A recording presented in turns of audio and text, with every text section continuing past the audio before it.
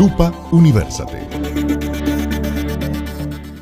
El pasado 24 de febrero, el presidente ruso Vladimir Putin inició una invasión militar contra uno de sus países vecinos, Ucrania, ataque que en su primera semana dejó cientos de muertos y heridos y provocó la huida de cerca de 1 millón de ucranianos.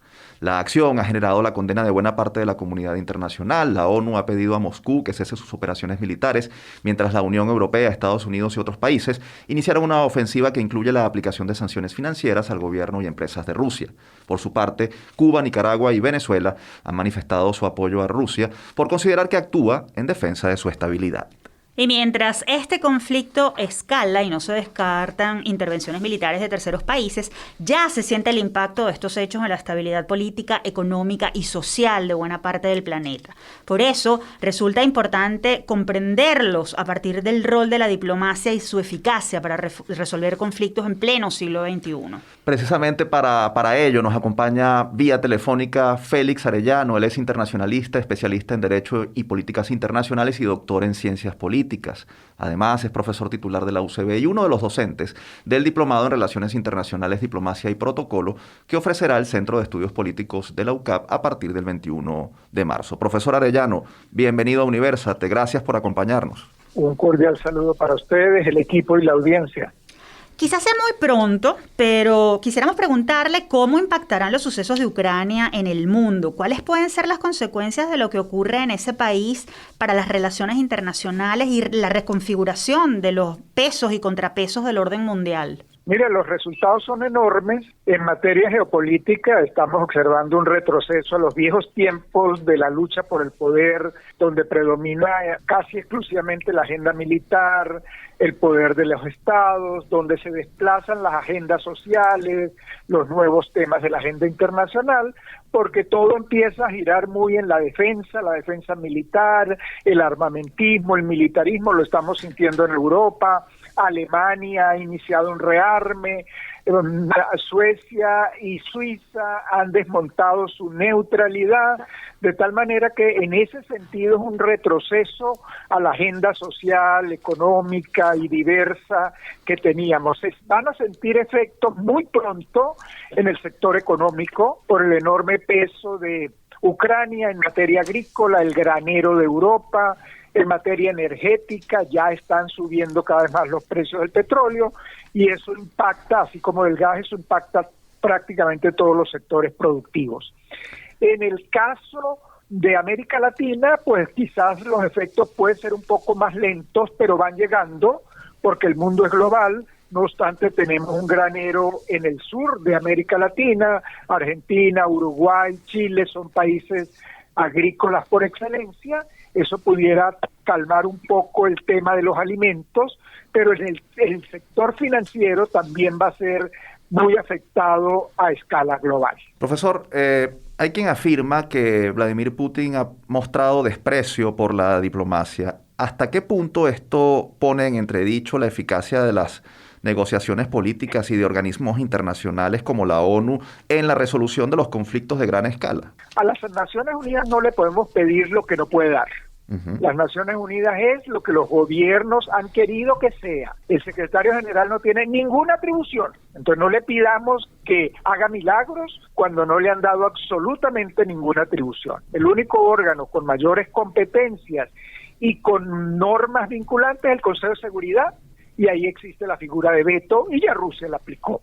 De tal manera que estamos a merced de las negociaciones diplomáticas, de las negociaciones bilaterales, del esfuerzo que está haciendo de manera muy efectiva, activa, creativa, Alemania, Francia, que supongo que en los próximos días debería incorporarse China para tratar de construir puentes y evitar que la escalada del conflicto siga avanzando, pero sí, en efecto, Vladimir Putin ha evidenciado un menosprecio a la negociación. Realmente pareciera que lo que busca es una capitulación y no una negociación donde todas las partes tienen que ceder para obtener algunos equilibrios. Profesor, pese a los avances militares de Rusia, no son pocos los que están convencidos de que el presidente de ese país está perdiendo la batalla, por lo menos ante la opinión pública mundial. ¿Cómo evalúa usted esta postura? ¿Qué efectos puede tener esta situación sobre las intenciones políticas de Rusia? Bueno, sí, yo creo que la opinión pública la ha perdido profundamente, está perdiendo aliados. Y eso es algo que él debe estar evaluando, porque Putin ha sido un fenómeno muy complejo del autoritarismo a escala mundial. Con Putin lo vemos muy cerca de los movimientos populistas radicales de la ultraderecha y de la ultraizquierda.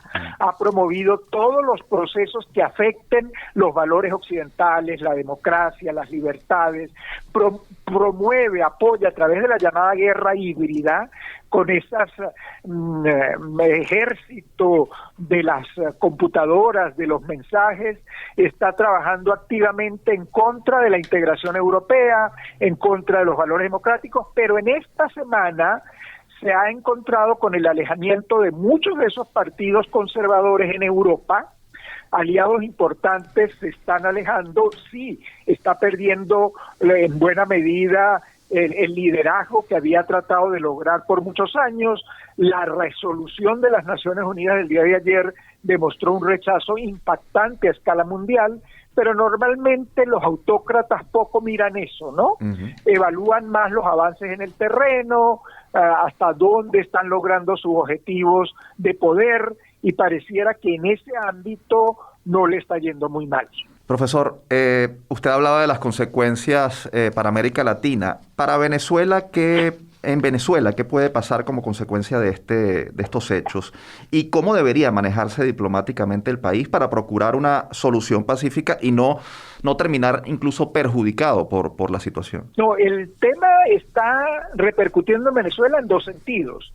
En el primer sentido, que es la lectura positiva que lee Miraflores, bueno, le está dando fortaleza a Miraflores, le está empoderando a Miraflores, creo que lo va a poner en una posición mucho más agresiva frente a la comunidad internacional, en particular en el tema de las negociaciones que se estaban efectuando en México y que tienen un respaldo de la comunidad internacional, pero en la medida que Putin ha avanzado con una actitud agresiva, conflictiva, Miraflores pareciera que en alguna medida asume esa línea. Entonces, en primera lectura hay empoderamiento, en primera lectura hay un supuesto avance mediático a escala mundial que le genera poder, que le evidencia ante el mundo que no está aislado. Pero luego viene una segunda lectura, que es que Rusia era una base importante para evadir sanciones, era una base importante para todo el tema de las finanzas sujetas de sanciones a escala en Occidente, que se desviaban por Rusia y que lograban una salida costosa, pero una salida relativamente eficiente de Rusia, y eso se corta.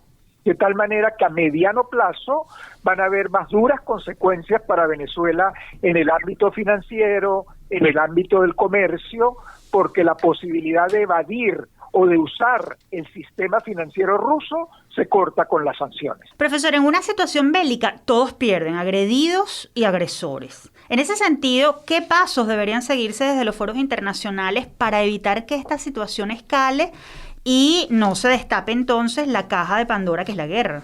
Los organismos internacionales, repito, están haciendo lo que pueden hacer y no le podemos pedir milagros, porque ni sus normativas les permiten ir allá, ni los gobiernos van a estar interesados en usar esos mecanismos. Ahorita estamos a merced de los gobiernos, de los líderes internacionales, y yo creo que un papel importante lo podría ejercer China, que tiene muy buena relación con Ucrania. Ucrania es miembro de la Ruta de la Seda, tiene un comercio muy significativo con China, pero Rusia también. Rusia es un aliado importante para China, de tal manera que creo que China, junto con la Unión Europea, podrían construir un paquete de negociación que pudiera llevar a equilibrio entre las partes. Profesor, usted nos ha descrito un análisis muy exhaustivo en poco tiempo a la luz de su formación como internacionalista. A propósito de todo esto, ¿qué pertinencia tiene formarse y comprender el tema de la diplomacia y la dinámica de las relaciones internacionales? Esto lo decimos porque usted además es profesor de un diplomado que va a ofrecer próximamente el Centro de Estudios Políticos sobre este tema. Bueno, en un mundo global todo está interrelacionado. Si tú trabajas en una alcaldía, si tú trabajas en un pequeño emprendimiento económico, eso se globaliza. Eso supone conocer la dinámica mundial en sus diversas facetas, sobre todo en sus facetas económica, comercial y política. De allí que todos los estudios que abordan la agenda mundial, la dinámica de las fuerzas y de los actores y de las tendencias mundiales es de capital importancia para cualquier ciudadano, para los políticos, para los partidos políticos y para el país en su conjunto. Profesor, gracias por sus consideraciones sobre este tema tan preocupante para la humanidad. Nos unimos a las voces que piden que desde la vía diplomática los vientos de guerra se alejen y se pueda alcanzar un acuerdo. Hay que hacer ese esfuerzo y todos podemos en alguna medida contribuir con eso.